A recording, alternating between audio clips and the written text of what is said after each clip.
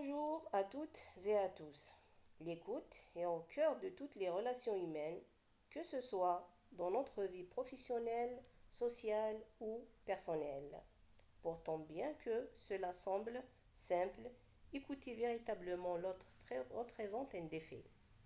Divers obstacles viennent entraver notre capacité à écouter de manière active et attentive, diminuant ainsi la qualité de nos échanges et de notre compréhension mutuelle. Aujourd'hui, nous allons explorer les principaux freins à l'écoute, notamment les distractions, les préjugés, le stress et la fatigue, le manque de temps et les différences culturelles.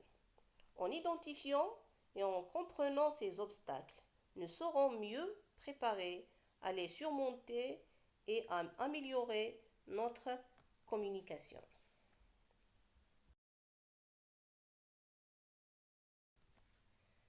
L'obstacle numéro un est la distraction. Les distractions externes, téléphone, notifications, bruit de fond, et internes, pensées, préoccupations personnelles, nuisent à la concentration. Par exemple, répondre à un message pendant qu'une personne parle ou laisser ses pensées dériver. Le deuxième obstacle est le préjugé. Juger ou interpréter ce que l'autre dit avant même qu'il ait fini, ou écouter à travers le filtre de ses propres opinions.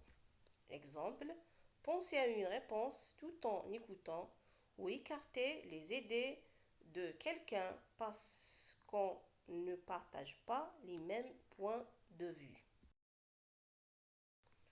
Le troisième obstacle est le stress et la fatigue.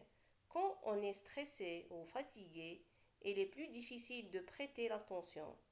Notre esprit a tendance à se concentrer sur nos propres préoccupations. Exemple, avoir du mal à écouter un ami parler après une longue journée de cours ou de travail. Le quatrième obstacle est le manque de temps. Sentir que l'on manque de temps ou être pressé peut nous pousser à écouter de manière superficielle ou à interrompre l'autre. Exemple, couper la parole parce qu'on veut terminer rapidement la conversation. Le cinquième obstacle est la différence culturelle. Les différences dans les styles de communication, les attentes et les valeurs culturelles peuvent rendre l'écoute plus difficile. Par exemple, dans certaines cultures, parler beaucoup est valorisé tandis que dans d'autres, écouter en silence est privilégié. En termes de conclusion, les obstacles à l'écoute sont nombreux et varient, mais ils ne sont pas insurmontables.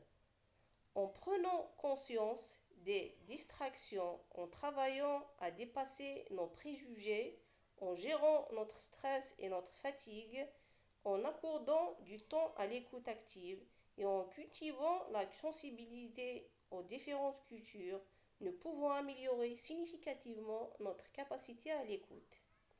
En agissant sur ces éléments, nous favorisons des échanges plus riches et plus respectueux, essentiels pour construire des relations solides et compréhensives.